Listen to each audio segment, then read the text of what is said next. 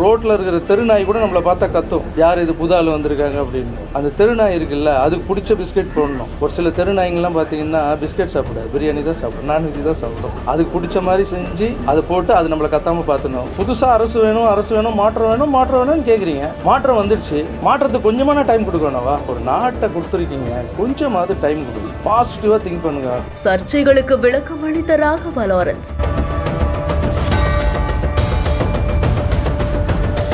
Raghava Lawrence பொதுமக்களுக்கும் ரசிகர்களுக்கும் ஒரு பிரஸ் மீட் கொடுத்திருப்பாரு. அதுல அரசியலுக்கு வருவது குறித்து சில கேள்விகளை கேட்கும் போது அது தொடர்பான சில விஷயங்களையும் தெளிவுபடுத்தி அவர் பேசியிருப்பாரு. இந்த நிலையில தான் அவர் பேசின சில கருத்துக்கள் சமூக வலைதளங்கள்ல தவறா பகிரப்பட்டு வரக்கூடிய இந்த சூழல்ல அதுக்கு விளக்கம் கொடுக்கும் விதமா அவரோட இன்ஸ்டாகிராம் பேஜ்ல இந்த வீடியோ ஒன்னு ஷேர் பண்ணிருக்காரு. அரசியலுக்கு வரலாமா வேண்டாமான்னு நான் மக்கள் கிட்ட கேட்டப்போ தாராளமா நீங்க வரலாம் அப்படின்னு எனக்கு மிகப்பெரிய சப்போர்ட் கொடுத்தாங்க. புதிய ஆட்சி வேணும்னு ஆசைப்பட்டீங்க, அதே மாதிரி அமைஞ்சிச்சு. கொஞ்சம் மாத்தி அமைக்க அதுக்கான கொஞ்சம் டைம் கொடுக்கணும் இல்லையா அப்படிங்கிற மாதிரியான அவருடைய கருத்துக்களை தெரிவிச்சு அந்த பிரஸ் மீட்ல நாய்கள்னு ஒரு வார்த்தையை பயன்படுத்தி அவரோட கருத்துக்களை தெரிவிச்சிருப்பாரு. சோ அந்த விஷயம் தான் இப்ப சோசியல் மீடியாவில் கான்ட்ரோவர்சியாவே போயிட்டு இருக்கு. சோ தப்பான கருத்துக்களை ஸ்ப்ரெட் பண்றவங்களுக்கு பதிலடி கொடுக்கும் விதமா தான் இந்த வீடியோவை ஷேர் பண்ணி நான் மக்களையும் ரசிகர்களையும் என்னோட தாய்க்கு சமமா மதிக்கிறேன், மக்களை நாய்கள்னு சொல்ற அளவுக்கு நான் இரக்கம் இல்லாதவன் இல்லை அப்படிங்கிற மாதிரியான சில கருத்துக்களையும் கேப்ஷனா போட்டிருக்காரு.